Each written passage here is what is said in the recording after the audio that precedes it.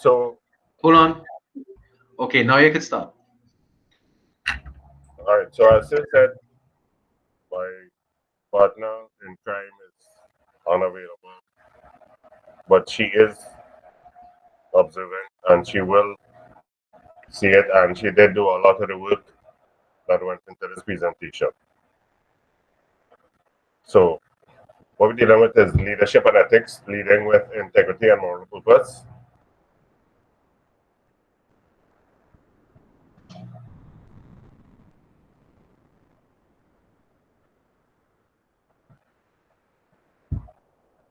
So we want to start with a video that deals with a theme that will run through the entire presentation, which is about how you go about becoming a leader of value and moral and ethics.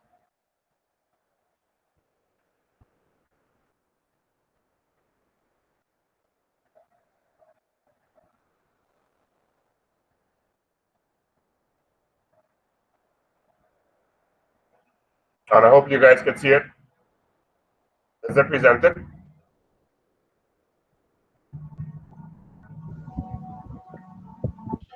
Okay, Can't see the video. yeah, your video is projecting on another screen or something. You just have to go to the tab, I think, You could, for the video. or you could drag it across to this one because you have that split Are you screen. seeing it now? No, not yet. See it? No. Not seeing it. Not yet.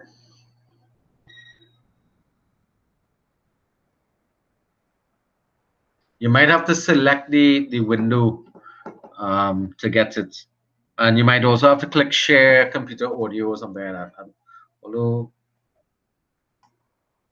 no, you shouldn't. I think it's across the board. You can get that sorted out. All right, Alex, you're not seeing anything yet, huh? Okay, but I'm seeing it. Right. Okay, we just kind of saw something and then it disappeared. Because I just got rid of it.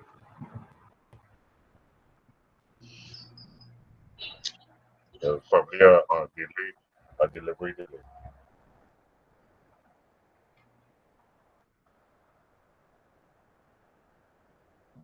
Is it coming up? No, not yet. I think it's because you have that split screen that you have there. Not split screen. You have multiple screens. Yeah. So you might have to go out and select the window that that your video is playing in, and then come back presenting it.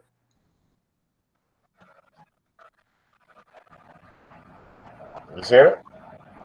Not yet.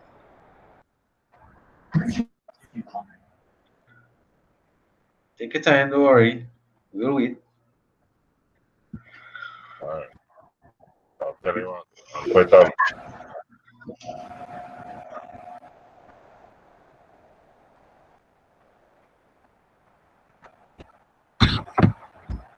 Roxborough is asking if you wanted to present it from her screen.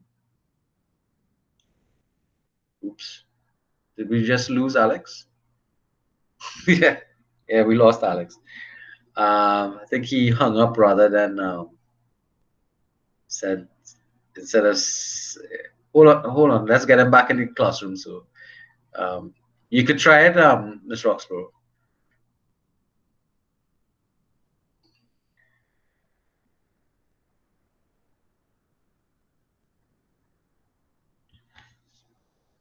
Go ahead if you can.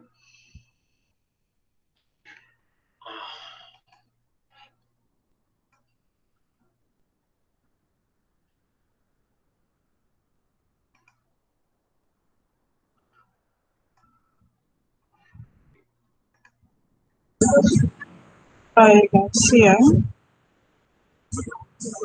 Yeah. Well, it's kind of taken slow. You tell me if you're hearing us. Um, okay, we're seeing it now. You're hearing it also? Not yet. We're not hearing anything.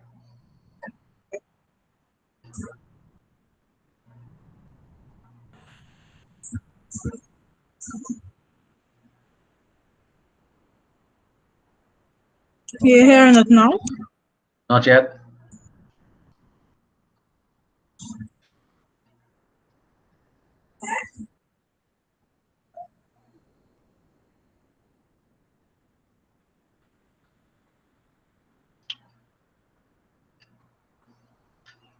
I think you have to click on an option with audio to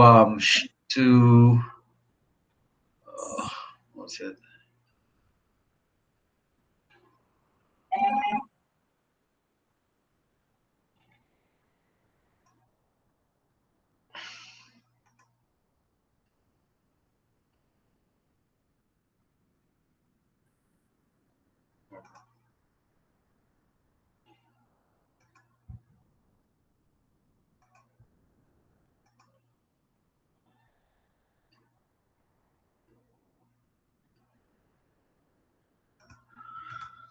Oh.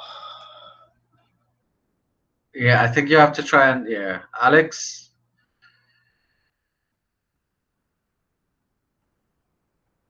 I think there's some feature you have to click on to share the audio. Yeah, Alex, Miss Roxburgh was trying to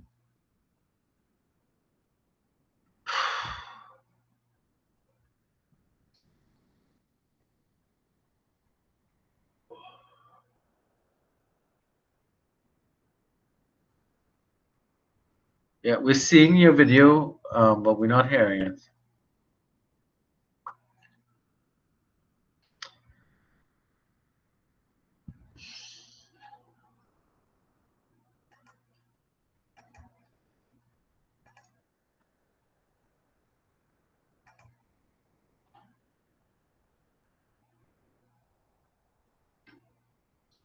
Hmm.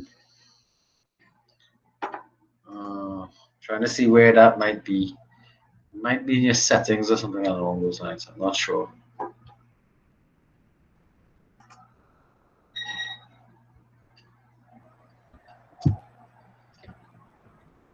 You hear me now?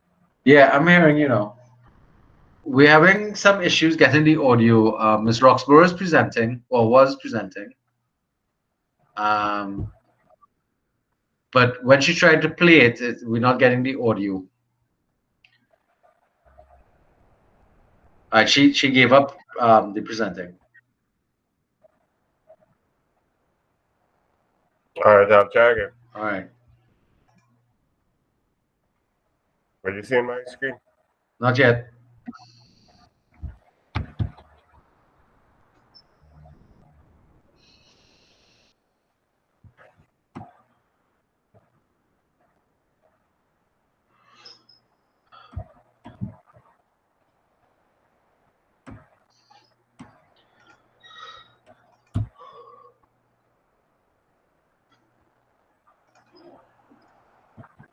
I'm not getting the option to share. Ready? Yeah, When you go to present now. yeah, it's just saying share and cancel, and the cancel is great, but the share is not good. I think you have to click on your screen and then the share button will be highlighted.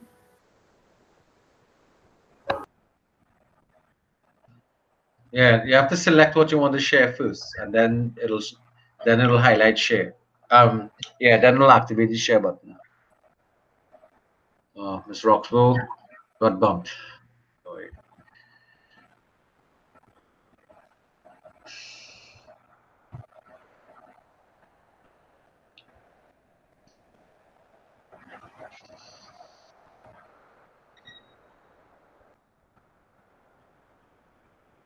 Getting through, Alex? Right. Okay, so you're presenting now.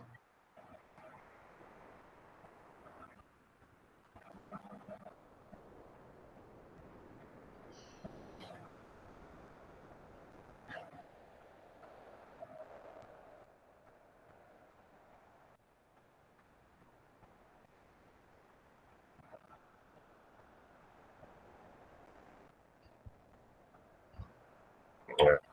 Represent. That's the next one. Oh,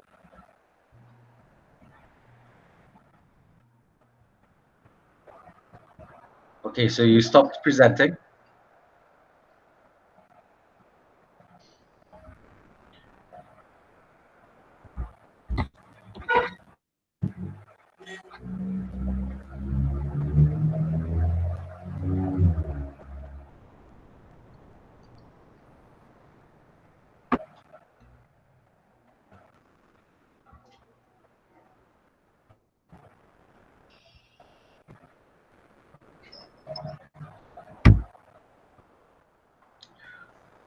I'm starting to see your screen again.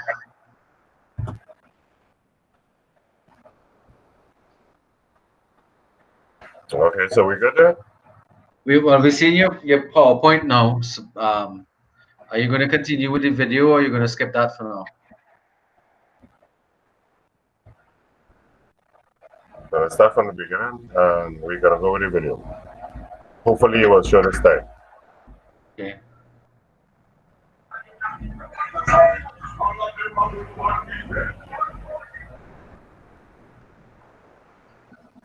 Has everyone seen the video? No, we're just seeing the screen with the link.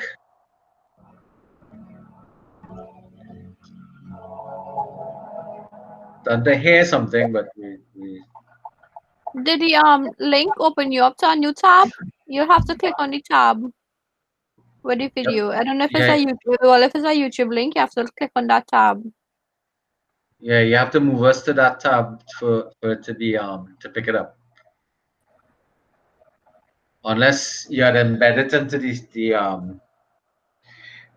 video, the presentation screen, the presentation slide, then it would have played from there.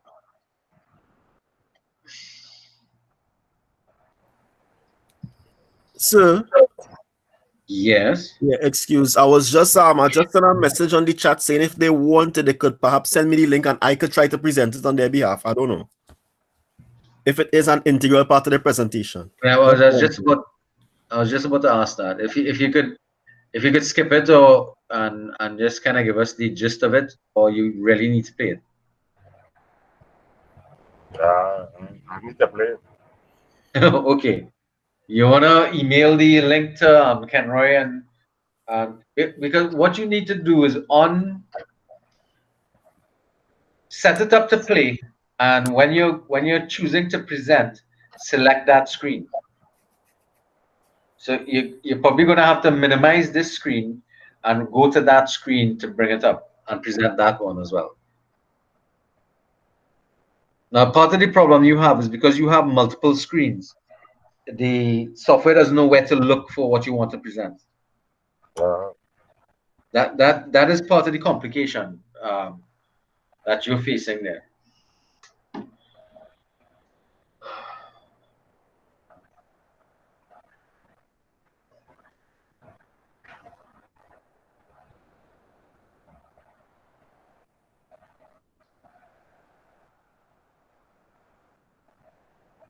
Ms. Roxborough was just trying to do it, but in her case, what was happening? We were seeing the video, but we weren't getting audio.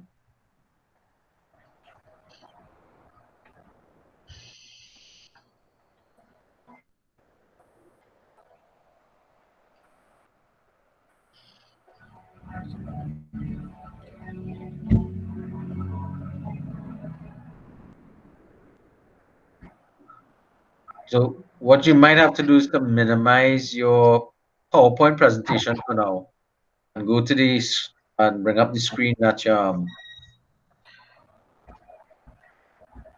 have your video on.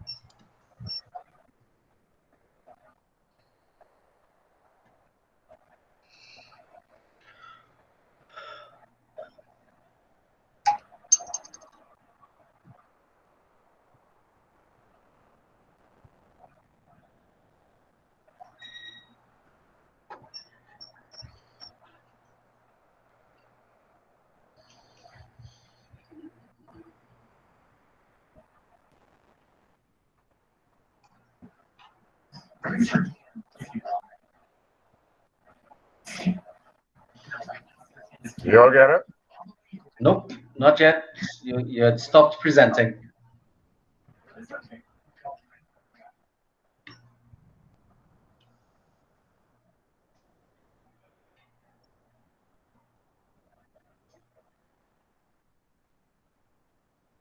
All right, Megan is trying it there now. Yeah, so you know.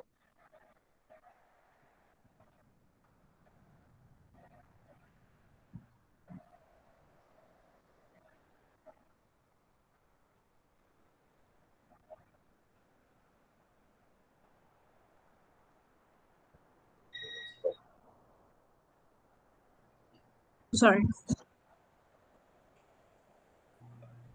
Yeah, go ahead, Megan.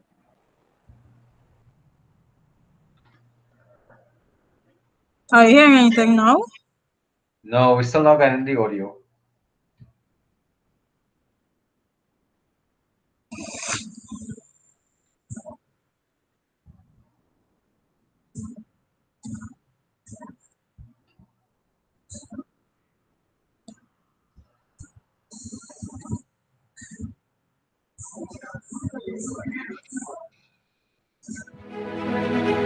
How are we getting it?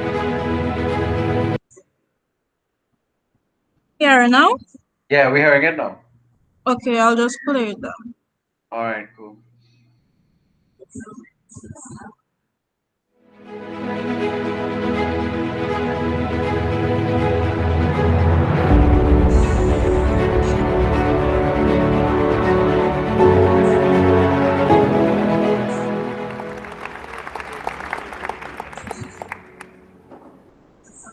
Raise your hand if you lie. Now, right now, if your hand is down, you're probably a bigger liar than the person nearest to you with their hand up. But it's okay. We all lie. Don't worry. I lie all the time. Ask my mom. But the problem is that little things turn into big things. Because how we do anything is how we do everything. So if you lie now, it's going to make lying later way easier. But if you tell the truth now, the truth comes way easier later. But it's difficult because today we're flooded with definitions like honesty and hypocrisy and humility. And maybe we don't even know what they actually mean. Because if you Google them on the surface, the definitions are easy. But when you put them into practice, they don't work. Humility is unique because when you have humility, people don't notice. That's the most important thing about humility, is nobody notices but you. 9 times out of 10, if you ask someone if they have humility, the answer will be yes, simply because they think that they're being honest. But it's not honesty, it's not meekness, it's not belittling yourself. Humility is not thinking less of yourself. Humility is thinking of yourself less. Right? So when it's funny, someone was asking me and I was trying to tell them about humility. And the most important thing is when you work in your groups, your teams, your leadership, wherever you are, your ministry of your church, nobody notices. But it doesn't work unless you have integrity.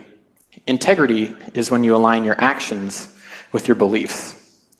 The Latin adjective integer means whole or one. Think of it like that. That's where the word integrity comes from. I like to think of it as a pizza. So if you cut the pizza, you separate the pieces out, but it leaves a missing part in the center.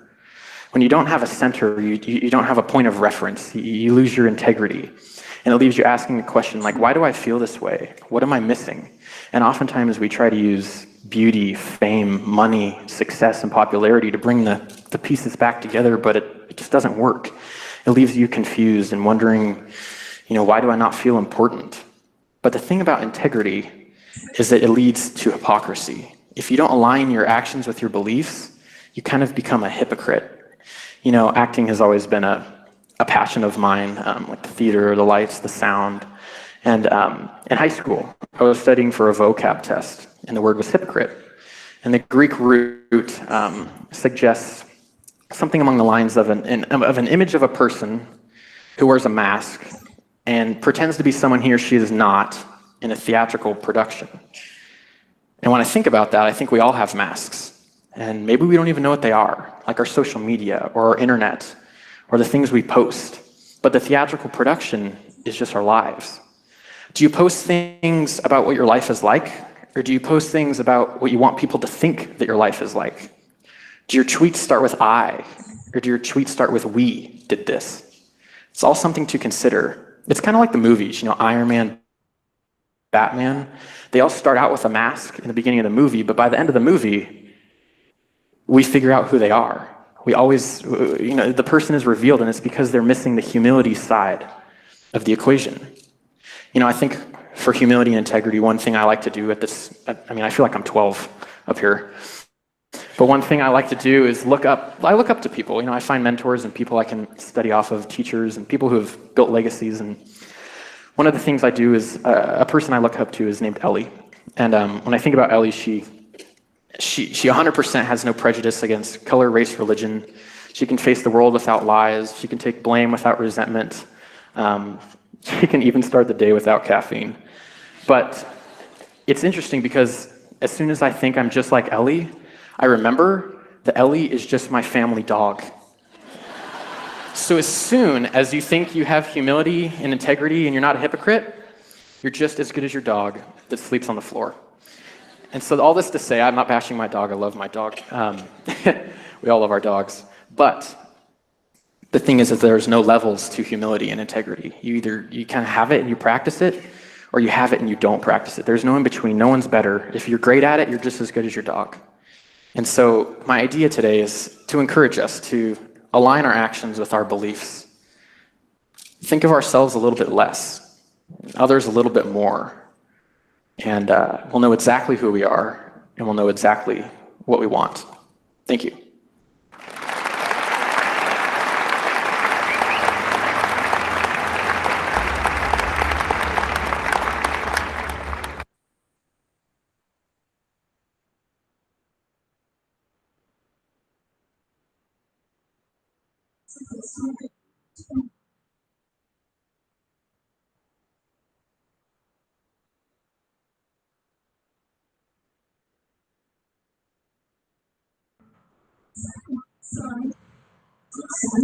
Did you guys hear it properly?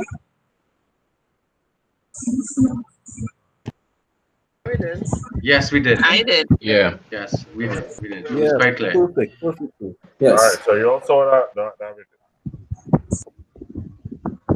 All right. So you're picking back up from there, right, Alex? All right. Cool.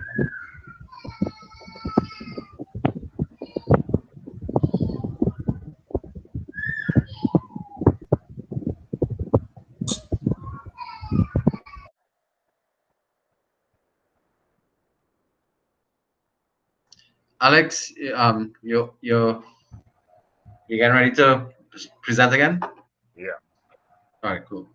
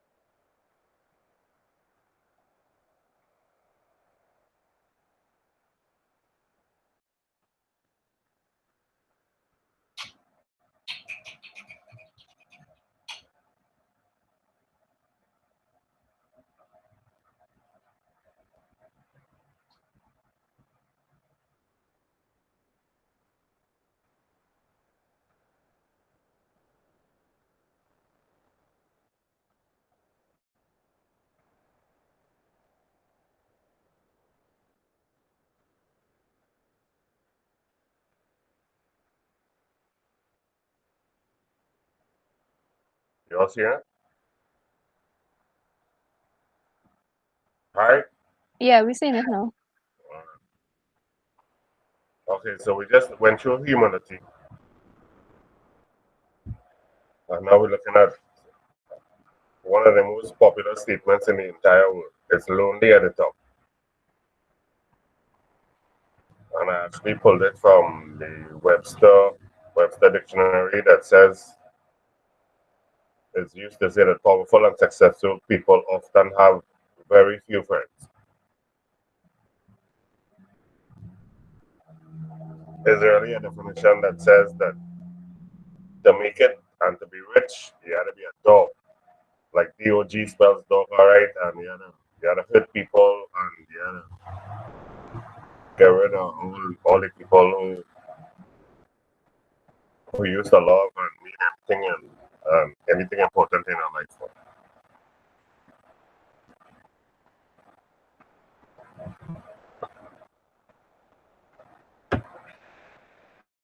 The other people who will be presenting later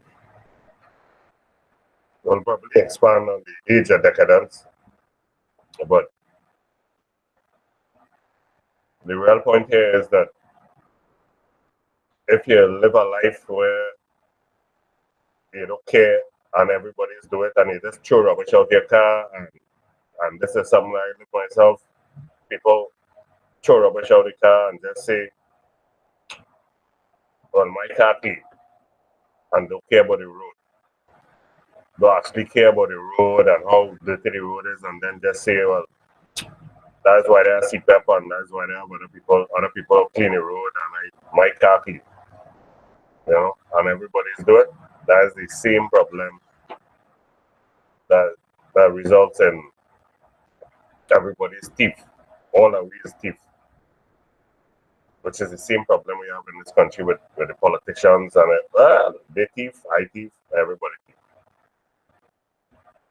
But to be a moral leader,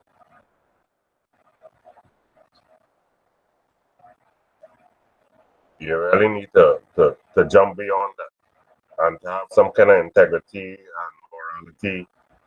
And morality is actually defined as having principles. And integrity and ethics. Ethics is actually actionable part of having principles and morality. But the question is, you already think Donald Trump on his COVID-19 where he let 200,000 people in America die already, and 1.5 million people have COVID-19.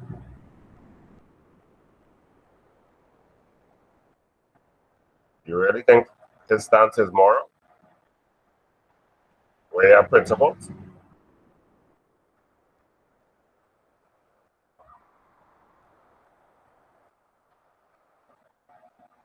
So integrity and leading to it.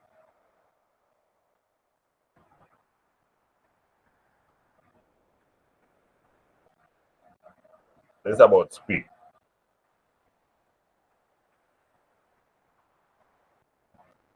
You just jump and find the quickest solution, or you stop, take your time, look at the situation, examine all the possible outcomes, and then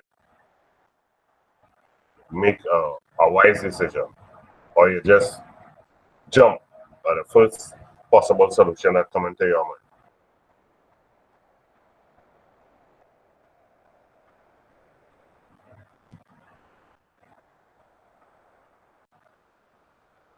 I put a slide in because I was listening to the radio,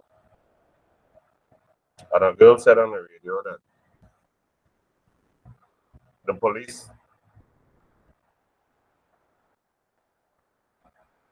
in the police car pull up on a girl and sexually abuse her. They got arrested, they got caught, but at the same speed, they still did it. And she was exercising around the savannah. She was by herself. And she's on the radio saying a police car pull up, and she get paranoid because she didn't know if the police were there to help her or to rape her and treat her the same way they treated the other one who got rape and. So the real question is, when you see a police officer or police car, how do you really feel? Do you feel protected? Do you feel as a like a savior coming to help you? Or do you get paranoid and just chip off and they might rape me and they might, just because I am, which is to me the opposite of what you're supposed to actually feel when you see a police officer. You're supposed to be like, as a savior. And since we deal with integrity, they are political leaders. Do you actually think that your political leaders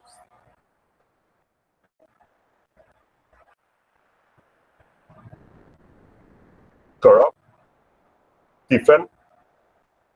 Because Keith Rowley and them fellas, wow, are friends who in a foreign country, in Miami right now, who was the man's best friend was stealing gas.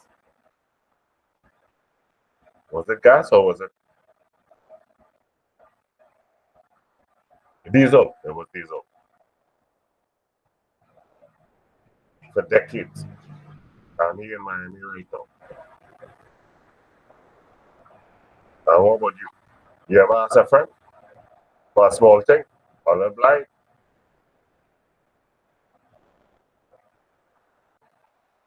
Does that make you corrupt? Does that interfere with your integrity as a human being? I think that they hear me. You all hear me? Yes, we are. Okay. Yes. Okay. But anyone ever ask anybody for a small blind, a little thing?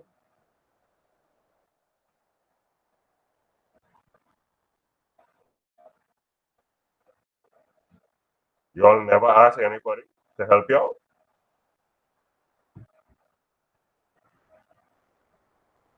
You're here. I think they're practicing humility. I don't know. Well, I don't know. I asked somebody to help me out, just the other day in Inland Revenue. You know what I mean? Because things were sticking. But I don't know. I don't know if you want to ask a little friend who working in a bank or anything to accelerate a process or anything. Nobody? Yes, I have. Well, all right. Well, all right. Dave, Yeah, me too. I have. well, all Absolutely. right. Yeah, well, that's what we're talking about. But does that make you lacking integrity, or does that make your friend lacking integrity because they help you out? You know what I mean? No responsive. I don't think so. It's just I a don't whole think thing. either of us lacks integrity. I think if anybody is in a position to help somebody, they will. All right, but when you ask your friend to do it, you jump in the line, and everybody else in the line, and maybe you will last in the line, and then they just push you to the front of the line, and somebody else who might need to eat a food and live just get pushed back one behind you. That's the question I'm asking. That's true. Looking at it from that perspective, yes, that is true. All right. It's a I'm bit just asking. unfair to persons. Yeah. I'm not saying I wouldn't do it, I definitely gonna do it. Yeah, so I definitely gonna do it. But that's just how the system is work. And if you call that the system, that's the organization, and that's how it go. And if you have the link, you have the link, you know. But it's a question of integrity and morality, you know, that you have to ask yourself before you do it. And it's a question of morality and integrity that you have to ask the person who you're calling and asking to do it as well. That's the point of China make, and that's the point that the China make in the book as well. We clear? Yep. Everybody? We clear? Yeah. Yeah. Yeah. All right, so we're going to examine the process of creating and sustaining ethical organizational environments, which goes right back to what I was just talking about. If you have a perfect rule and a perfect ethical organizational environment, nobody will take you on when you call them and ask them to cheat the system. That's the first point. The next point, morality. As I said earlier, morality is having a set of principles, existential set of principles that you live and exist by. Existential. That's what I call them, existential principles.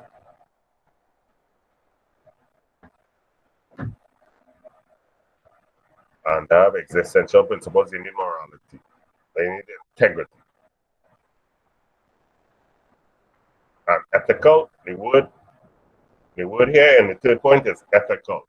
Ethical is actually the operational, how you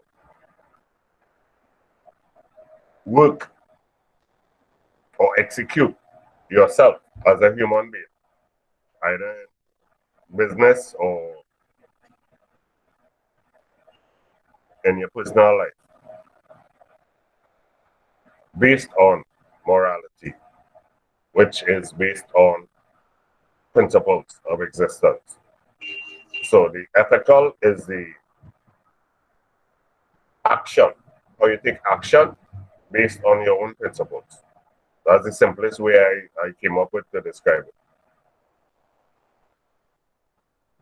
Ethical is the simple way of just doing stuff based on moral principles. Whereas in a class or in your interpersonal relationships or in work,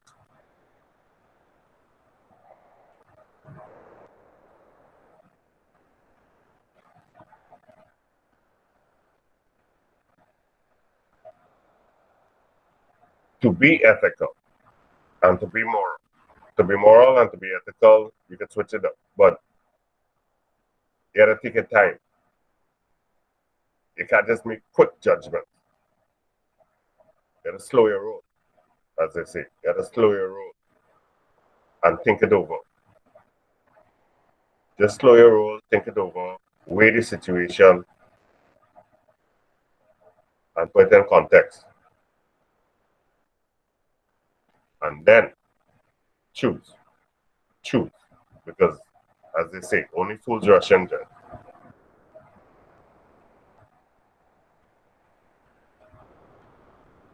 When you can do that for yourself, then you gotta consider what you're doing for an entire organization. And when you think about the organization, you gotta think about like thousands of people. Thousands of people. You're the leader. And there are thousands of people looking at you, wanting to see what you will do under pressure. What will you do as a leader? What will you do as a leader?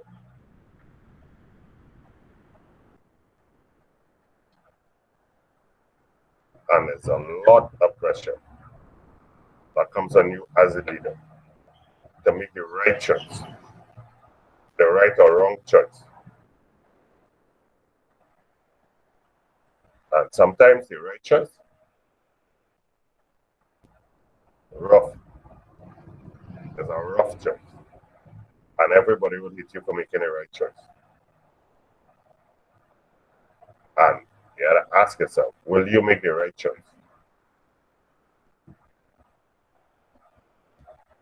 And if you make the wrong choice, then everybody will follow you in the wrong choice. Nash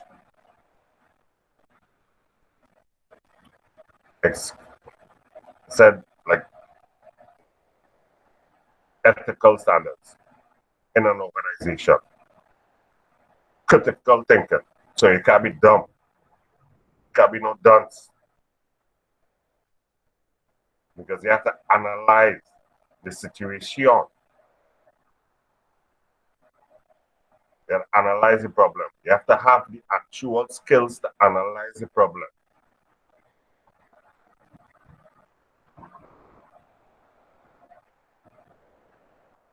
And when you analyze the problem, you have to have the integrity to stand up for your personal and professional ethics. I just explained ethics. Ethics is action based on morality and principle.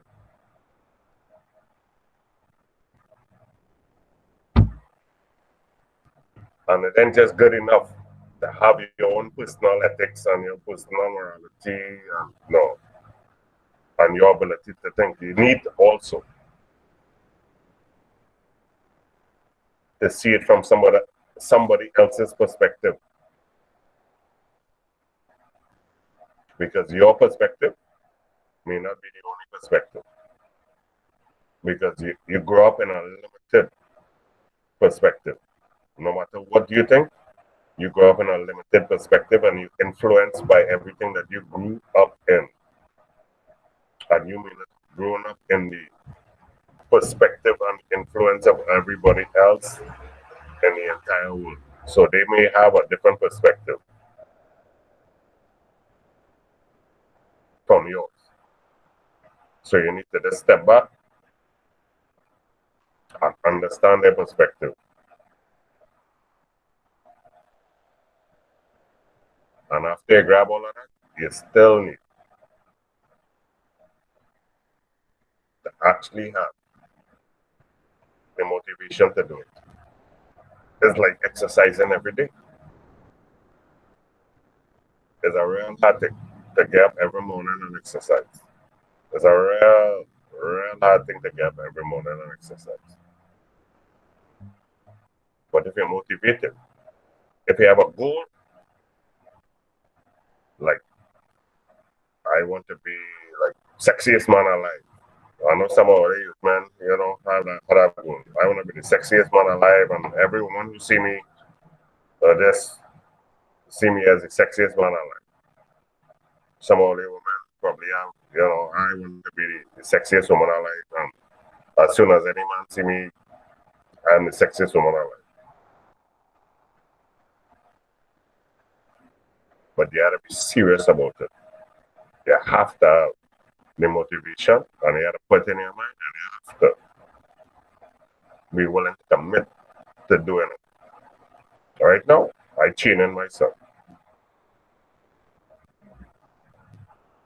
We train in myself. And the first question I ask him, are you serious? Are you serious? Because I have to get them and prep everything and prep you and supervise you while you're doing it so that you won't get injured while you're training.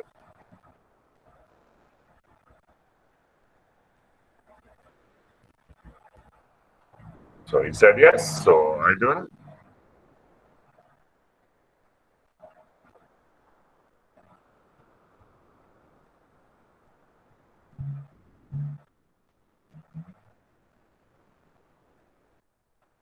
Here's what's impossible.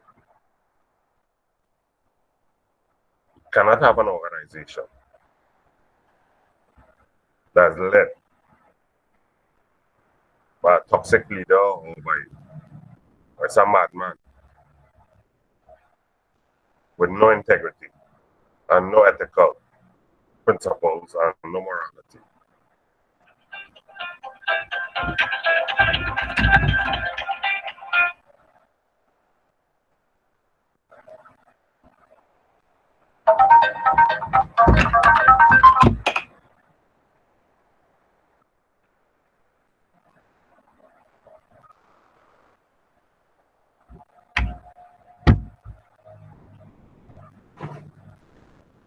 So there are four qualities of leadership. Like I said, ethics is the action part of morality.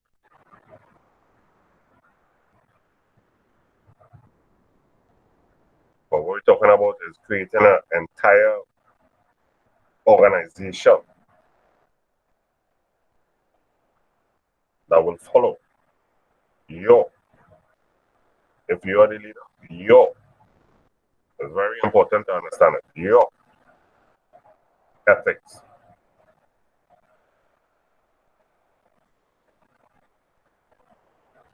So you have to be able to understand the moral or ethical implications of any problem that jump up inside of the organization. And you have to be the leader who will do the right thing. And doing the right thing involves not just your own personal ethical and moral standards. Sometimes it involves just coming up with strategies that will allow everyone else to participate. And that could involve some of them who don't share your moral or ethical principles. But as a leader, you need to include everybody. As the slide says, the process should include all the elements of the relational leadership model, positional leaders and members alike. Set a tone that will foster moral actions. To set a tone means that you have to actually have a position. I don't know if everyone here saw the slides from the first presentation where they said that as an individual, you need to organize yourself, position yourself with morality, integrity, and ethical standards for yourself before you start to lead. But that is exactly what you need to do before you start leading, because people will follow you.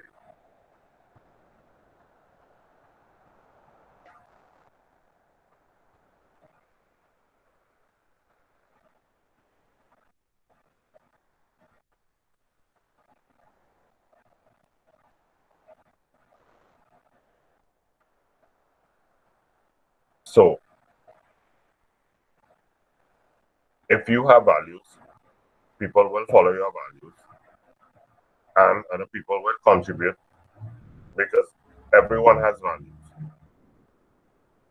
Mightn't be the same values, but everybody have values. Everybody have principles. Everybody have morality. And all the people who do not have morality, they still have an opinion and they have something to share. And as a leader, you need to be able to hear what everyone has to say if you're trying to build a team to get something accomplished. If you have a mission, and then you have team members, and then open your mind and you open yourself up to allow everybody to contribute, then the entire mission will move forward. But if you start blocking people, based on, I don't know, if they on religion or politics or race or anything like that, then you're just blocking the mission. You're blinding yourself to the mission because of your own prejudices. So as a leader, you need to eliminate all of your own prejudices and let everyone participate and encourage them to participate.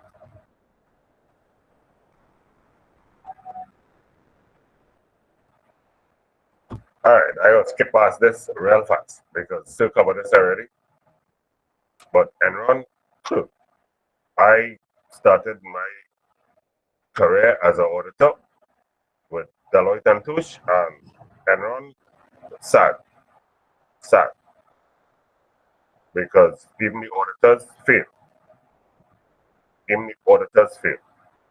That's like when the people who are supposed to check up on the organization and ensure that they're doing the right thing, they get bribed and they fail. That's sad. That's real sad. That's real sad. There's a real tangible. Enron, there's a real tangible. And millions of people on oil spill on. It's real sad. You all can check this out. You all can check this out for yourselves, Google it, but even the auditors didn't report this.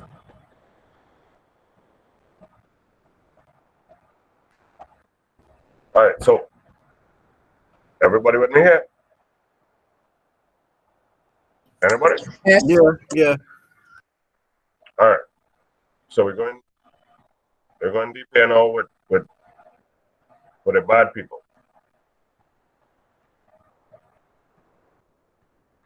So if I lead in you,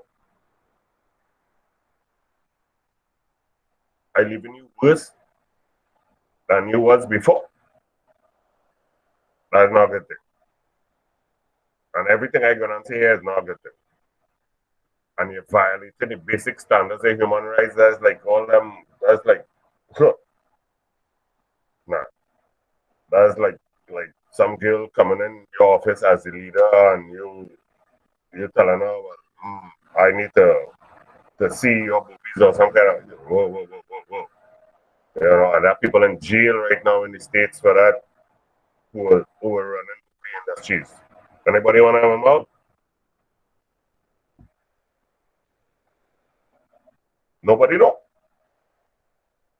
Nobody? You all hear me? Yes, we're hearing you. So nobody know who is the most famous guy in the US who get jailed for abusing a whole bunch of women? The movie Bill mogul? Cosby. No, sir. And Epstein? Is it Epstein? Epstein, yeah. And don't forget Bill Cosby. Bill Cosby, yeah. Epstein and Bill Cosby, you know what I mean? I don't think Epstein in jail. Is he? Epstein died. Bill Cosby. Epstein died. He They killed say he himself in committed jail. suicide.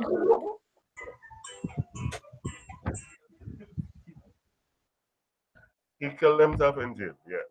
But anyway, yeah, that's the kind of people I'm talking about. Violating the basic standards of human rights, man. And have like the whole slave trade and all that violation. Man, I violate. Yeah. And the other thing they do is the Waco thing that Sue was talking about the other day, consciously feeding their followers illusions.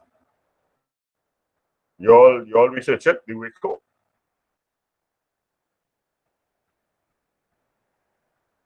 Hello? Hello? But if they don't listen to me, how can they gonna be listening to you? Well, go ahead. I don't know. I don't know. I don't know. This is the Jim Jones incident, yeah? Yeah, Jim Jones is a good one too as well. Yeah, Jim Jones. Yeah, and Grenada or Guyana or something like that. You know. Diana. Yeah, that's a good one too. You know, and the Rico was another good one. You know, just blindly following. You know, illusions, and most of them tend to be egotistical and like super ego. They call that the super ego. You know, and they don't like to deal with difficulties and problems, so they just palm it off on somebody else, you know, and they don't really care. This is bad toxic leaders I talking about, you know, and you all should be actually paying attention, you know, men and women in the class should be paying attention to this because you might have a boyfriend or a girlfriend who exhibiting some of these tendencies and you need to run. As soon as you see any of these, run. Reckless disregard for the cost of their actions. Plain to the base fears. Insatiable ambition. Glory. Fortunes. Misleading followers. Deliberate untruths. Violating the basic standards of human rights, which we just went through a slide ago. You all need to look at this and look at it very carefully before you date somebody.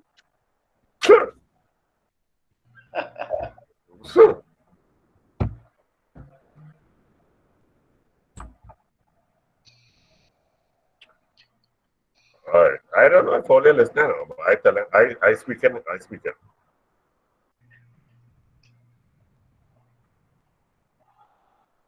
If you're not ethical, which I explained earlier, which is based on morality, and morality is based on principles, and ethical is the execution of your morality and your principles and how you operate when you interface with other people, organizations, and the world itself.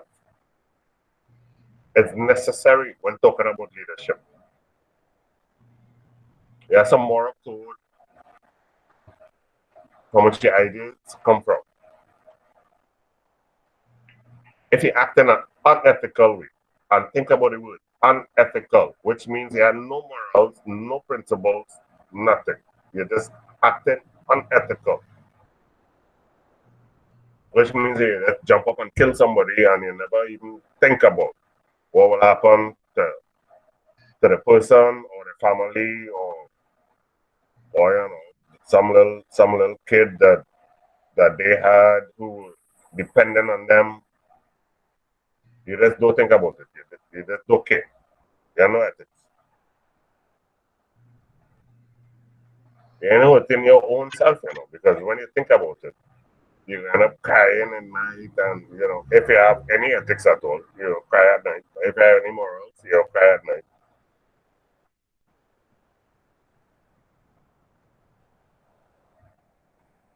And there's no long run. There is no long run when you're unethical. There is in the long run, if you're unethical and how you interface with the entire world, you'll lose. You'll lose.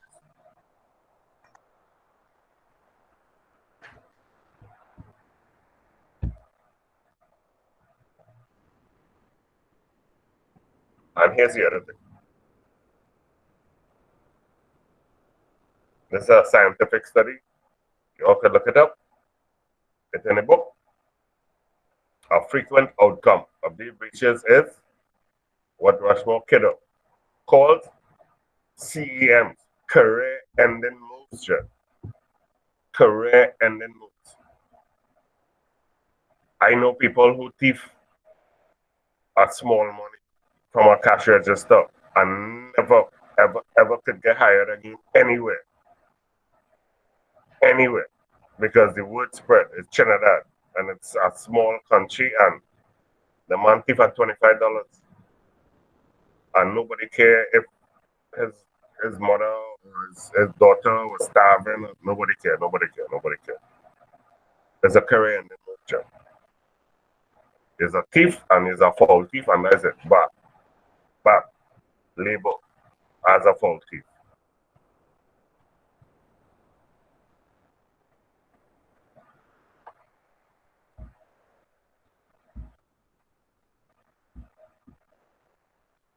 And the only reason that you end up a foul thief is because I might be your boss and I don't care. I just, he's a thief. He's a thief and I don't want to see no thief around me. I don't want no thief and no foul thief and none of them kind of people around me or in my organization. You thief, you thief. And if you thief once, you might thief again.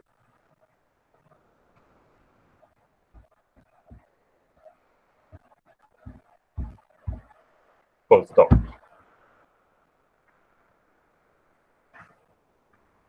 And that's exactly what I was just saying. I had to make the choice. As a leader, you had to make the choice as a leader. As leaders, we all had to make the choice to do the hard thing. Make the difficult decisions.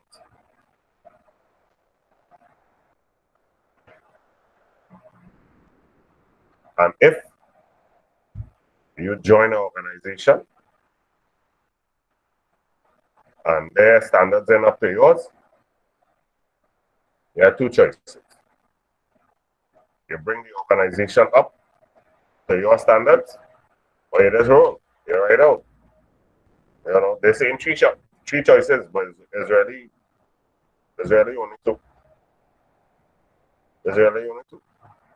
Because organizations, depending on their size, they will not change their structure to accommodate you. So you either make up your mind that I'm gonna change this organization myself and bring it up to my standards of morality and integrity and ethics, or that's too much of a mission for me.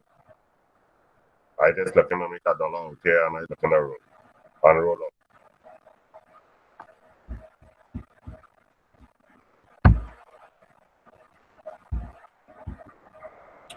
And that leads very nicely into being courageous. I love this picture. I love this picture that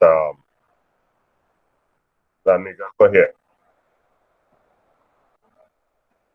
An act of courage. It takes a lot of courage, and I've lived it, and I'm telling you, it takes a lot of courage to do the right thing. You can't just say I go do the right thing because you get fired in the blink of an eye. In the blink of an eye, you get fired. And here you all ever get fired? Not me. Not as yet. No.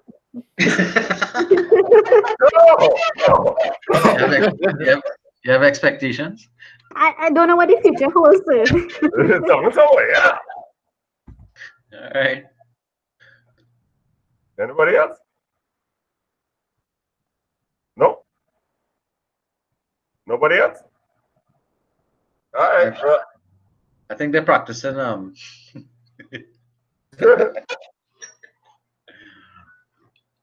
right. Well, I never get fired myself, but I resigned from two jobs, two high-paying jobs. I resigned from them because I wasn't feeling what they were doing. One was an auditing job with Deloitte and Touche, one of the big 8 firms. I resigned because I wasn't feeling what they were doing.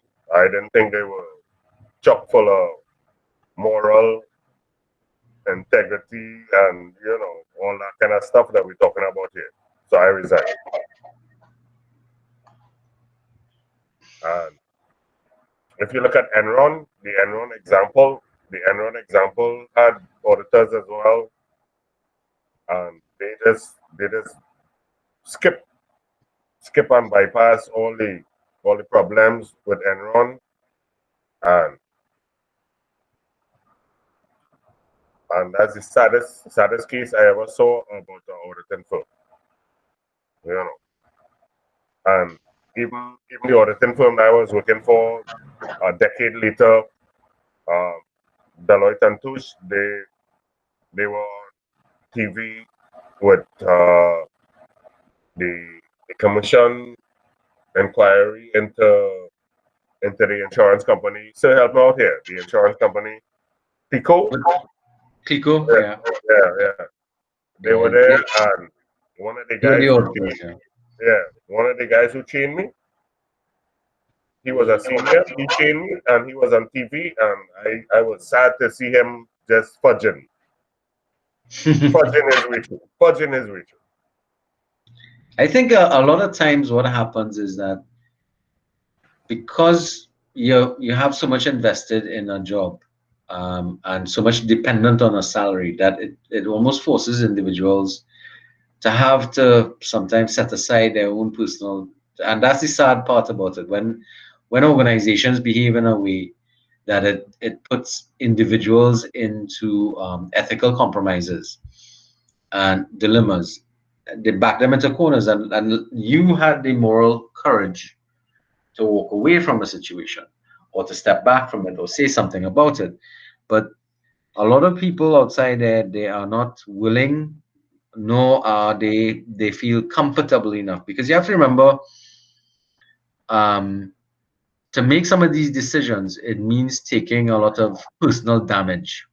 So, for example, for any of you who might be familiar with the Philip Morris issue, where there was a leak of memorandum information from the Philip Morris company. That's the cigarette company, Philip Morris, that indicated that the company was well aware of the problems and the addiction issues of cigarette and tobacco consumption, well, years before it became a problem, because the cigarette companies always denied the links between cigarette smoking and cancer, and all the other COPD and that type of stuff. And in their own documentation, they had actually spoken about it, and in fact spoke about the need to change the story. And this gentleman, I can't remember his name, but there was a movie made out about it. He actually leaked the documents to the press, and he became a whistleblower, and he was threatened. His life was threatened. He lost his job. He lost his house. He lost everything. He almost lost his marriage and the whole situation as well. And those are the consequences of people that you take. So it gets to a very personal level for you to act according to that dogma that we're talking about. So it's not an easy thing to be ethical, because sometimes you have to stand against things that are very what was it? Established behaviors in organization. So something to be careful about. All right. All right, so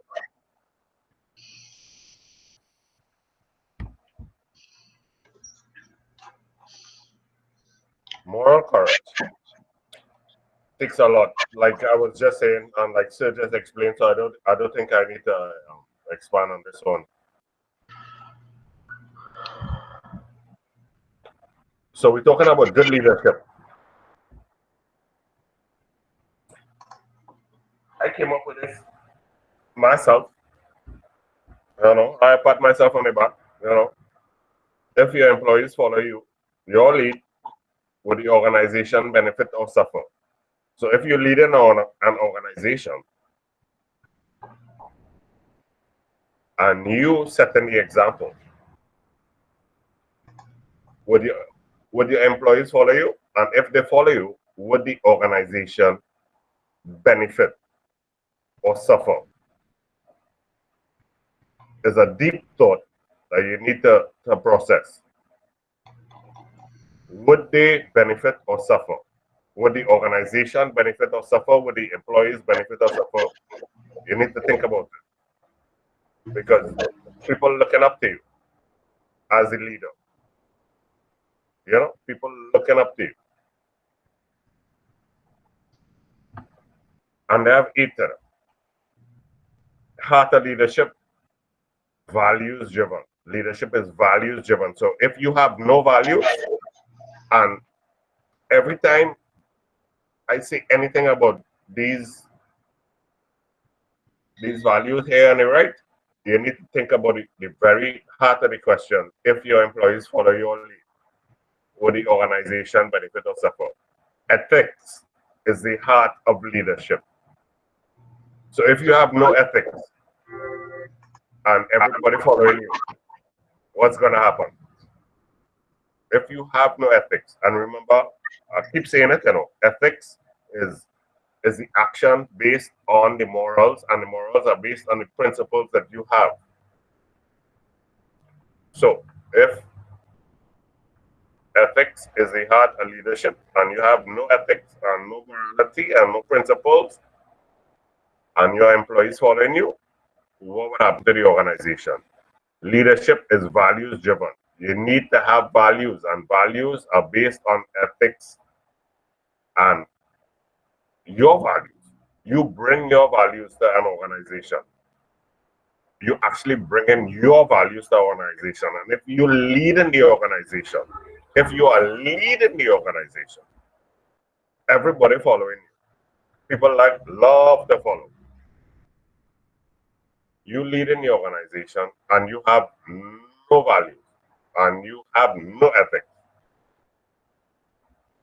And everybody following you, would the organization benefit or follow? Ethical leadership can be learned. So went through a whole bunch of descriptions on this. When he did his presentation, they love to say that, some people born to lead, and no. You're not born to lead. You lead sometimes because you have situations that arise and you need to lead. I was in car crash and all kind of thing, and I didn't want to lead, but I was the only one who survived the car crash without a broken bone or piece of hair fall off and all that kind of thing. And I carry everybody else to the hospital, and flag down can't carry everybody else to the hospital. It's not about just being born to lead. Situations could force you to be a leader.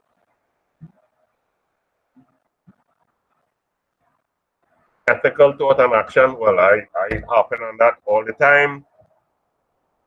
Ethics is the action side of actually having morality and principles. Character is a definition of self when you have morality and ethical thought and ethical action. Anybody to understand that? Anybody? Is this mic still on? Yes, it is. It is. No, Yeah, people are hearing you.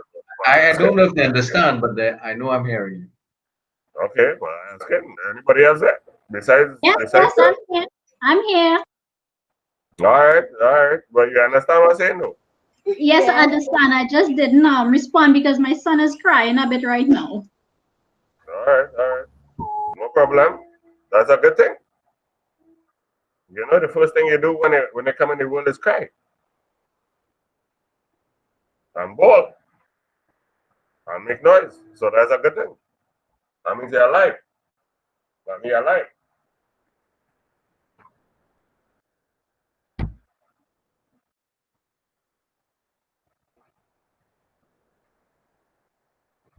All right, so I'll speed up a little bit now.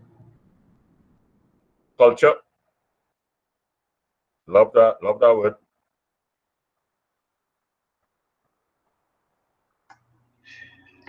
I'll expect you would.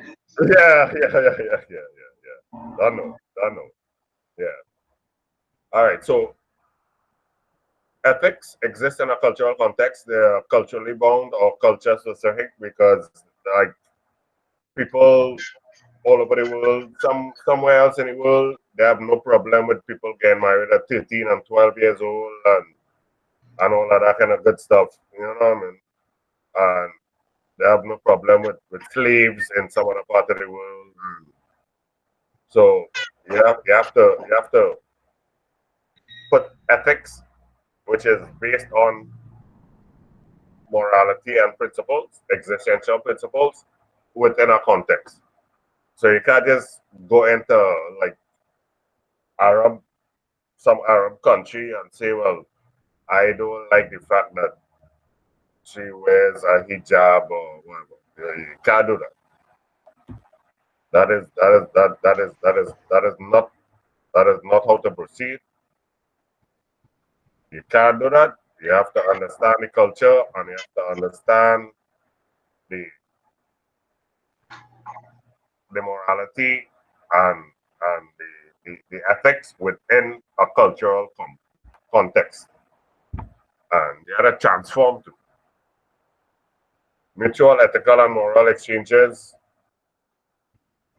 If you don't talk to people, your whole project ain't going nowhere. That's, I mean, I explained this to Sir earlier today that, and I know some of the other people who presented earlier, they had last week, they had some issues and they sorted out and their personalities were great in terms of match. My personality and Megan, not so much. We fight when we fight, but we get done. So you gotta just deal. You just had to deal with stuff, you know. And modeling is like taking an organization and just setting up a way forward that people will follow and people will understand and people will adjust or readjust themselves to the new dynamic. So it's like everybody had to wear a mask. You tell everybody in the organization, you had to wear a mask, you had to wear a mask. You know, you can't just mask up. You had to tell everybody, you had to explain it to them, you know, and so that when you're trying to change something in an organization, they have a whole art that's called change management that is extremely important in terms of modeling. Modeling is how you actually execute change management in organizations, and we have a big problem in Trinidad. Government services where they're trying to change everything, and we're trying to digitize it for the longest while, and now we have Rowley trying an authoritarian style management, change management strategy, where he just it had to get done and it had to get done by X, Y, and Z date and blah blah blah. But I'm not sure that that's the best strategy, but there's a change management strategy, and everyone who does change management uses modeling. Use modeling, and models are based on people who actually already went through the process and know it and put themselves up as exemplars of what a model is supposed to be like, and then they come in and execute the model. And well, I love this one. So the tough choices do not center upon right versus wrong. They involve right versus right. Love it. the problem is actually based on your core values. What he was really trying to say here is that if you have a friend, and I think they have it in the book and thing as well. If you have a friend who working in a bank, and I believe I started with this. If you ever pull a string, everybody here with me? Yeah, we're listening. We're So, listening. Yeah, we're here. all right, all right. Everybody here with me. All right. So I think I started with this. If you ever call a friend and ask them to pull a little string and do a little thing for you, in government or in a little private something, you know what I mean? And get them to organize something and accelerate some process. That's what we're talking about here. You can't just, I'll pull it back because you can't just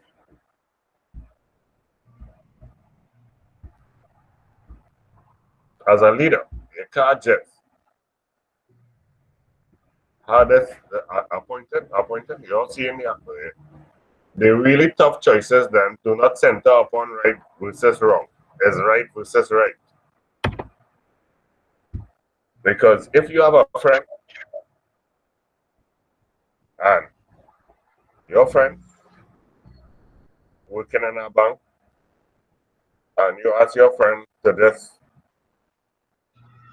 give you a small thing, a small blight, a small blight, and accelerate some kind of deposit that you had that you want to accelerate and get out today as opposed to being at the bottom of the pile.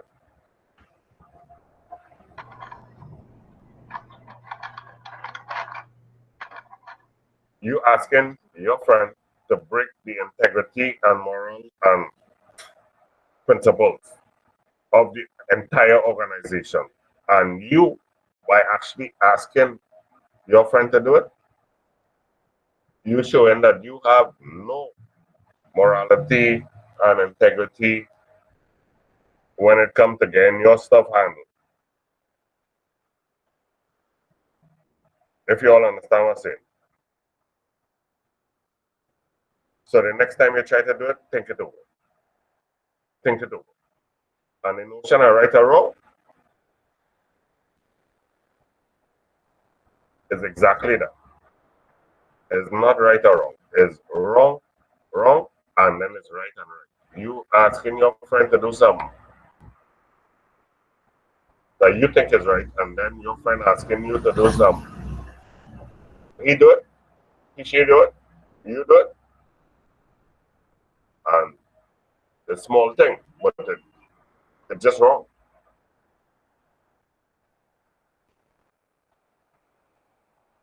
It's just very wrong to even ask in the first place. Because it questions your own moral. I think, Alex, one of the things that Kiddo is really trying to bring across there is that when it comes to making decisions, ethical decisions, the hardest ones are those that have um, conflicting issues coming up, not because there's one right way to do it, but because there are several options that are all correct.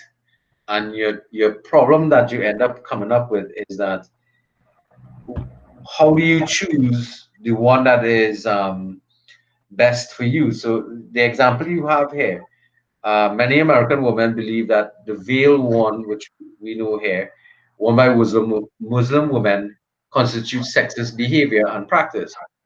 But in the culture that they come from, that is they've grown up understanding that that is a sign of compliance with their religious with their religious upbringing, their traditional religious upbringing. Now, I'm not saying that because the American people have an attitude towards it because they view it as, this is just men putting things in place to make women compliant. But the fact of the matter is that you can't make the assumption that your culture is superior to everybody else's, which is one of the problems that especially the United States tends to suffer from well, for a long time they've been suffering from that whole idea that their culture and their ideas are the best. Well, they have this thing, make America great again is based upon that whole concept of America is the greatest place on earth. So when you go into a situation where you perceive yourself to be the best, anything that is not um, not American or not yours, you consider to be inferior, and that is where the conflict between the not only Islamic people but also people who are coming from different types of backgrounds run into problems. So there are some issues that are going to come up when you get a little further in terms of this, in terms of Kidder's model about how to deal with and treat with those ethical decisions that are difficult, that fall into what we call gray areas of activities. You all might remember we had the same issues here with with some schools requiring um, Muslim girls not to wear the hijab to go to school. You all remember that whole issue? Some of you Yeah. have seen that. Yes, Then we yes. had the issue of Kinro. You all remember that issue? Yep. That children couldn't go to school with because some teachers didn't see it as an appropriate form of headwear. So all of those cultural things that come up have to go through because there's no right or wrong answer for that. It's a matter of where do you come from and how do you come to a decision and what processes do you utilize to get to a decision that will work in the situations that you find yourself. So a little later he should come to, and I hope he comes faster rather than later. I I run it can't now. see I your run it fellow. now. All right, we will get to the decision making processes that that Kidder has developed in leadership. All right, go ahead. All right, so becoming a moral leader have choices: justice versus mercy. So all of these are choices: justice versus mercy, fairness and equity, conflict with compassion, empathy and love. Short term, you need to choose how your decisions will affect you and everyone else. Okay, so what you're looking at here is in fact the Kidder's model that whenever we face a moral decision, um, we can categorize them into these four paradigms: justice versus mercy, and in terms of how we make our decisions. All right. So these paradigms, these four paradigms are important because this is the Kidder model that we're looking at now in terms of making decisions in during periods when we're dealing with ethically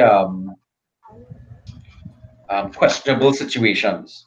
Well, I would say ethically questionable, but when we come across moral dilemmas, that's what this is speaking to. And this is one set of tools that can be utilized for that purpose. All right, go ahead. All right, dynamite dropping. Yeah, you can go ahead. Move on. Yeah, all right. So becoming a kidder again, the principles. He has some principles and based thinking. Philosophers refer to this as altruism, best known by the maxim: do whatever produces the greatest good for the greatest number.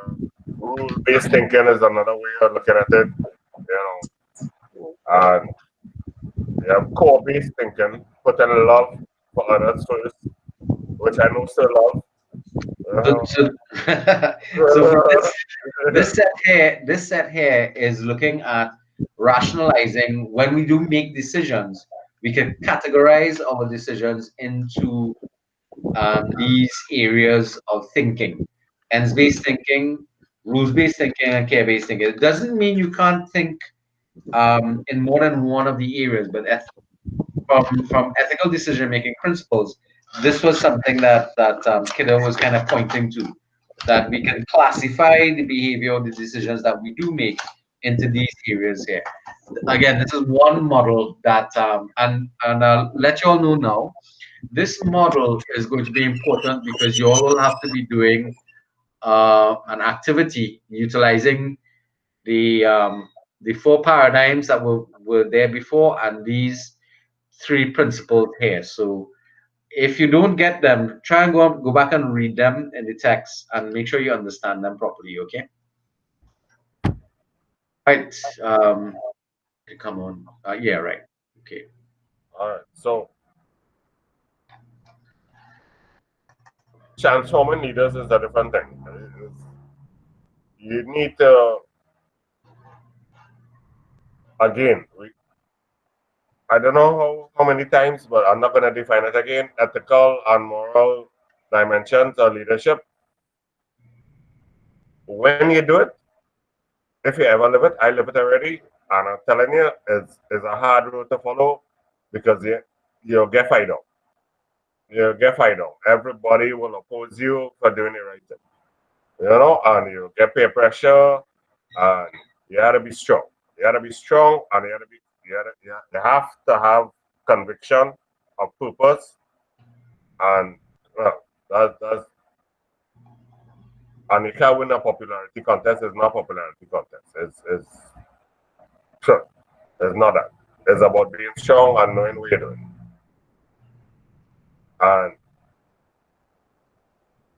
transforming leadership, I couldn't quote it better than this. Leaders and followers raise one another to higher levels of morality and motivation.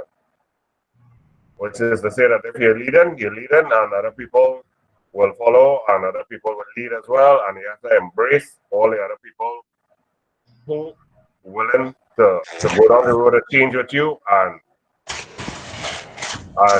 go down the multi-directional influence relationships and participants. You have participants and you have leaders, but there is no leader. If you think of it, there is no leader. And you all will probably see it in the other presentation on leadership. There is no leader. There is really not a leader. There's somebody who is in charge, but is bringing everybody else up to be a leader as well.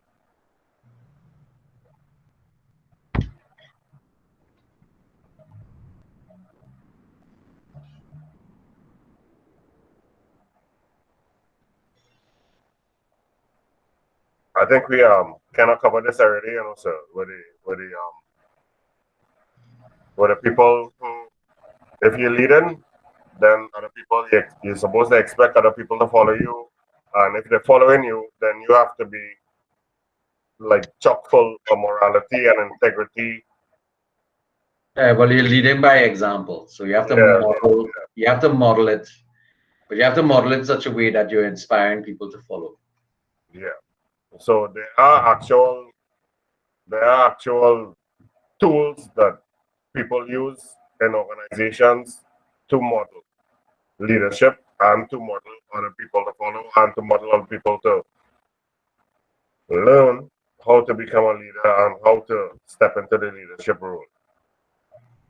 But if we come back to the first presentation you did with the video, you'd realize that this is not something that you can fake. You either have it or you don't.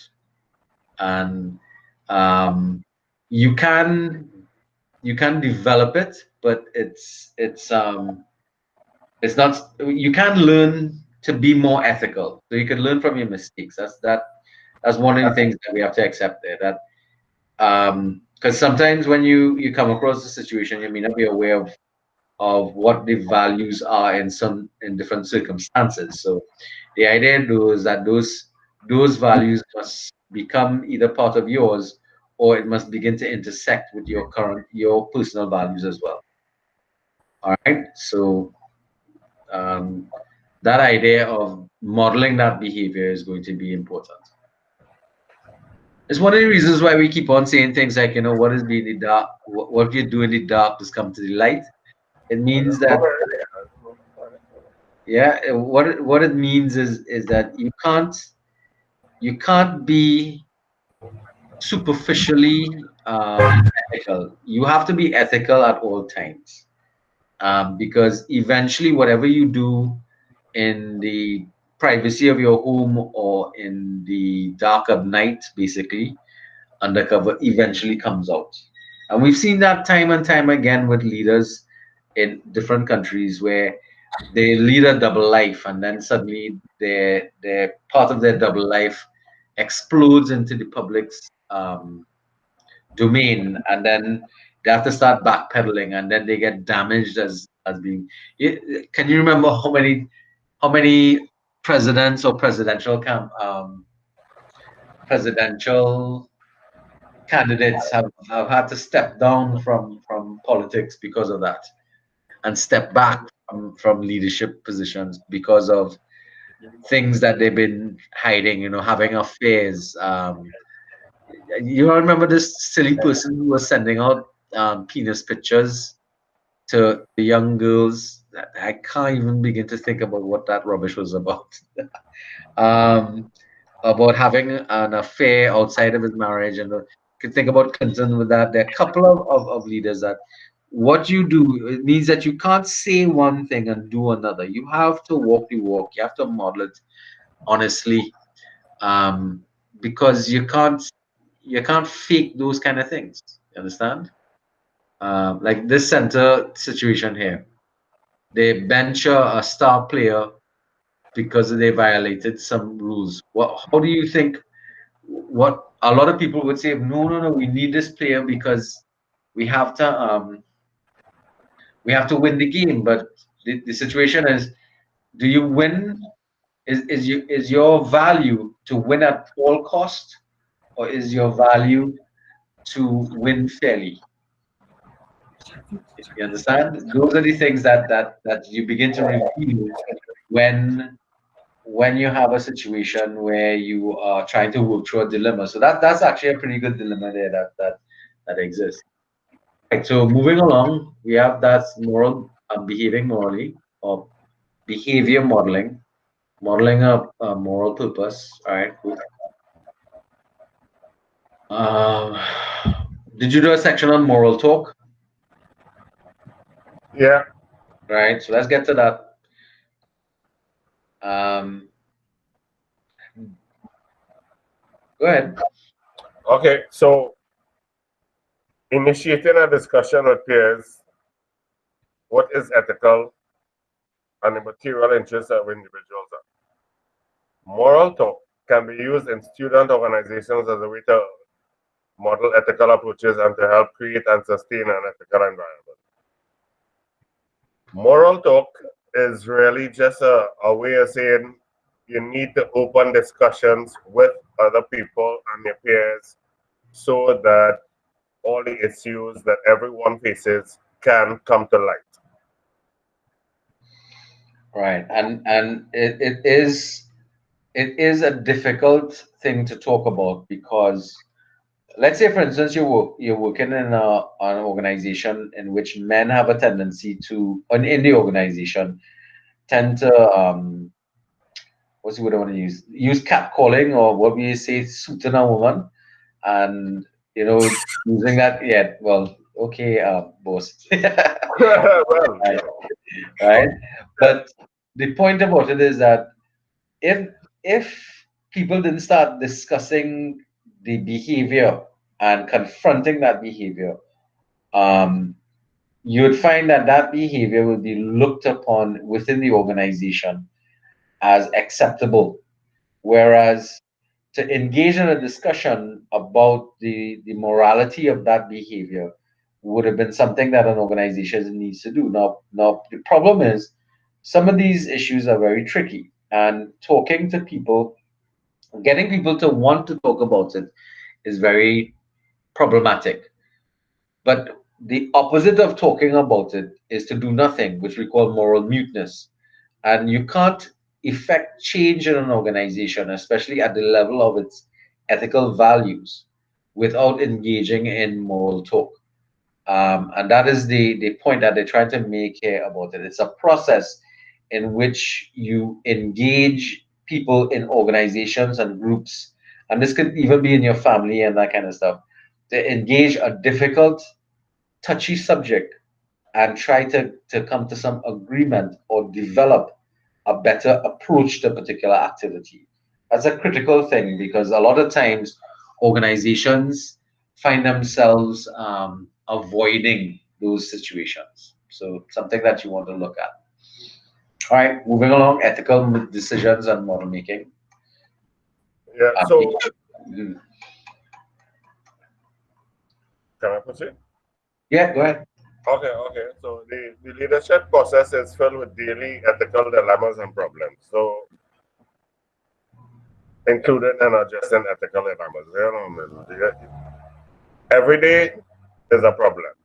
I don't know how you all living, but every day for me is a problem, an issue, something that needs to be resolved, you know.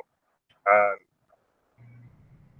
if I try to solve all those problems on my own, I'll fail. Because like it says here, the relational leadership model has an emphasis on inclusive and process-oriented leadership to achieve results for the common good. So even in my own personal life, I have problems. I need to reach out and touch somebody and get a little assistance, And with an organization, you need to reach out to the other people in the organization and include them in the solutions. Correct. Yes. All right.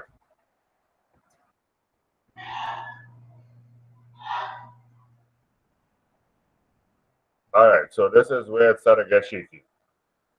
Ethical principles and standards, because most of the rich people in the world don't follow any of these. Well, what they're talking about here, when they talk about ethical principles and standards, before you start bad talking people, is that a lot of organizations that help develop better ethical behavior or standards in their operations develop their own code of conduct. You're familiar with that? So, for example, you talked about being an auditor. The Yeah. the accounting profession worldwide revised their principles and standards and standard operating procedures out of the Enron and the Madoff and the Stanford fiascos during 2008. After that period, the accounting profession internationally met and said we need to avoid the stuff that they were doing before, and wrote up these new ethical values that they created a paper that they made. Even people who graduated with the ACCA programs and stuff, they had to go back and do it and study that whole procedure. Now, the one you're looking at here, those ethical principles and standards, these come from, if I'm not mistaken, it's the medical or paramedical people. You could think about it as, yeah, it's like first do no harm. Those kind of things, respecting autonomy, benefiting others. It's for professionals in medical and psychology and that kind of Right. So even teachers have, or even Costat. You all might not be familiar with this because some of you all just don't read it. But there is a code of conduct for both teachers and students, which is available in a handbook that you all can read. What is acceptable behavior is defined by our handbooks and our ethical standards. So there's certain things teachers should not be doing or ought not to be doing based upon those particular principles and standards identified in the literature. What the is trying to say is that because of the critical nature of this situation, a lot of the organizations there help to drive or drive related organizations and people into thinking from ethical standpoints, and therefore they help it by developing their own um, standards and operating procedures and publish it. That makes sense. I suspect that a lot of you all are members of different types of organizations and you have codes of conduct that you have to participate or follow when you are working and when you are well, whichever environment you find yourself in, there's a code of conduct. Even in a party, it have codes of conduct, not so? Would you all agree with that? What's a party? Any kind of a fete, a party, it have codes of conduct to follow. I can't remember the last time I went to a party. I don't know Well, what you're yeah, talking yeah, about party. it might be something from the distant memory, but think about it. You remember they talked about I think it was last carnival. They said that if you go and wind up on a woman without her permission, you can be guilty of harassment. Yeah, You all remember I that remember discussion? that. Right. That is how you engage a society in that kind of thing. Because a lot of men tend to, what's the word I want to take a chance because they see somebody they like or that kind of stuff, and they make the attempt to engage the individual. Now sometimes it is work, but other times it don't work. And it's kind of like 9 times out of 10 it do work, and one time it will work, kind of thing like that. And that's the problem that had to happen because you had to engage in that discussion about the whole situation to be able to come to some conclusion as to what happens when you're on the road for carnival. You don't just run up on somebody and start to whine on them and do walk straight. Jam somebody. Yeah. Okay, so those are the kind of things they started to talk about. So imagine this: there are codes of conduct even for carnival. In fact, from a cultural perspective, if you go to Brazil and participate in their carnival, which is a little more risque than ours in terms of the level of undress and that kind of stuff, or the type of costumes that they use. What you find happening is that you can't go and jump up on somebody and say you can wind up on them. You know? That is a Trinidad thing. You can't do that in Brazil. The whole of South America. Yeah, no. South America, no. They just very, very, very loosely, but that does not mean they don't have a morality. You know. Yeah, they actually do have. You're not allowed to touch the samba dancers and stuff that you see there, especially if there's no permission to do so. In fact, they have beaten the residents who participate in the carnival. They will actually tell you don't go and touch the dancers. They're performing. So unless they invite you to do it, you don't go and do that, especially on the street. All right, so you're moving on into what section there now? All right, I have a small video. I don't know if it will play. Think we have time for that? To try it? It's like 4 minutes. All right, well, go ahead. Let's hope it works this time. I don't know. Okay, it's looking promising so far. Yeah, there we go. We've seen everything. Okay.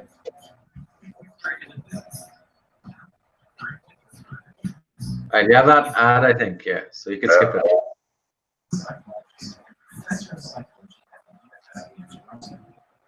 We're not quite getting the audio. You're not getting the video? We're not getting the audio.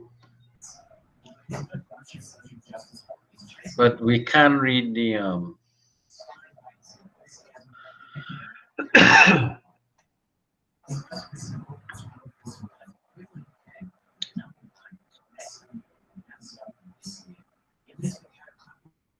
I think you have to turn on your audio on the presentation. Any audio now? It's very low, yeah. Any audio now? It's very low.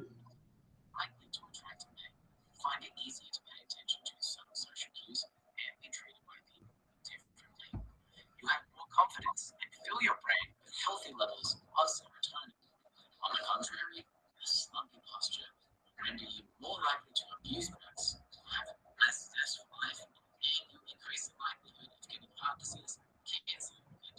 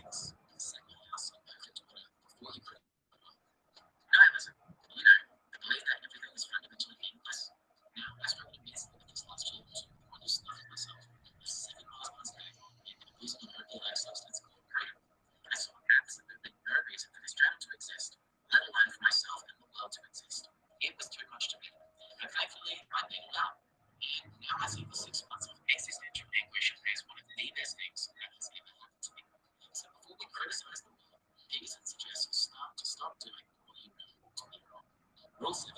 Pursue what is meaningful, not what is expedient.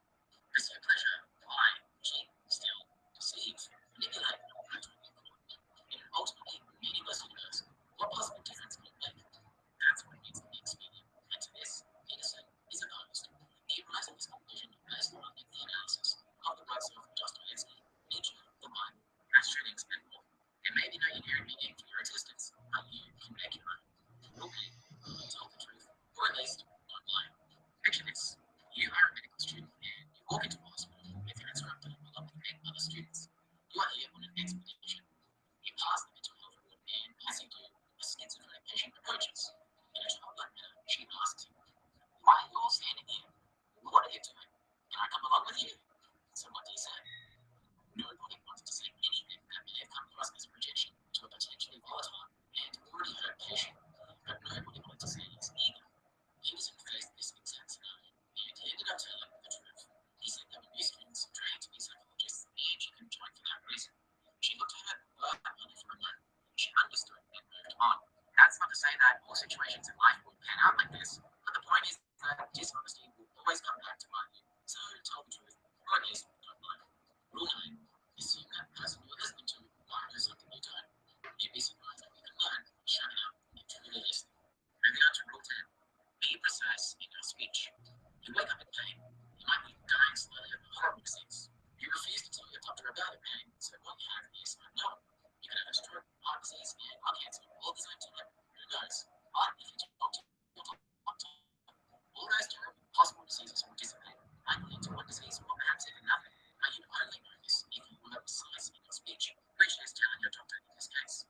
For me, this lesson is most effectively applied by writing my thoughts on paper, especially when it's about something that is bothering you, such as an issue in your intimate relationship. Rule 11. Do not bother children when they escape.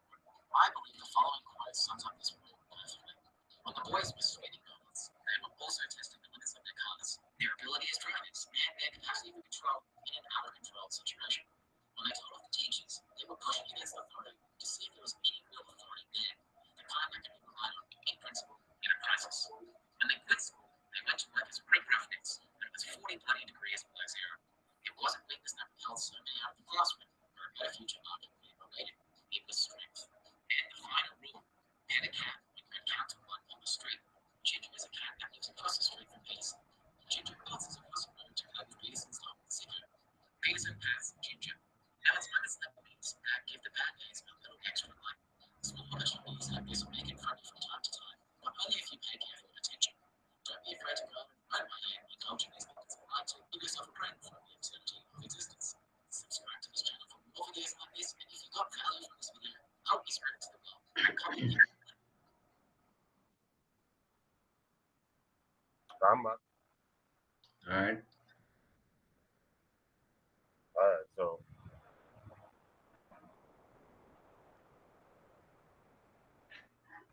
coming to the end of the presentation now.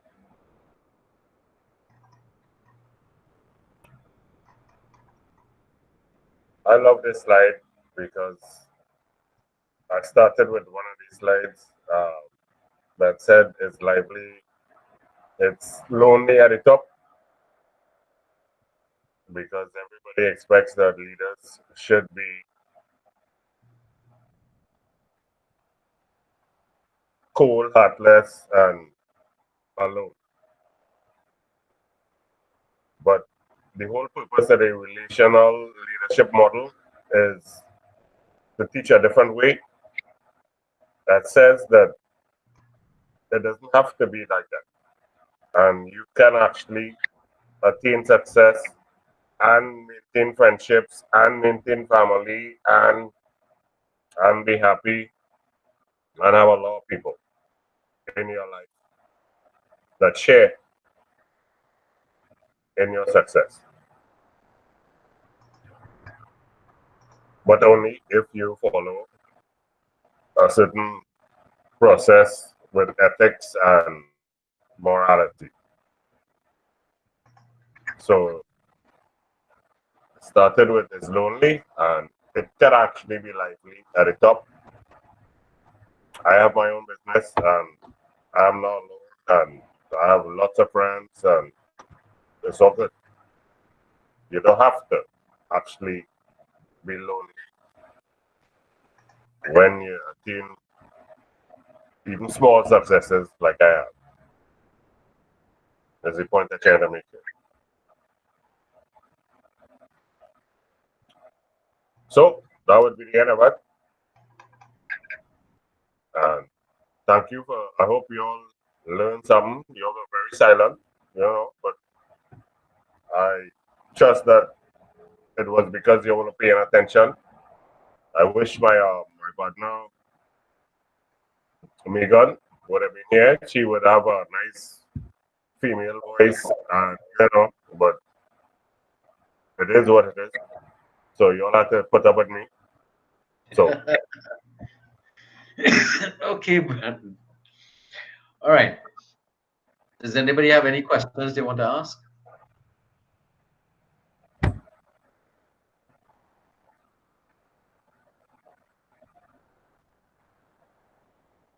No? All right. So if we have no questions, I'm going to pause the recording.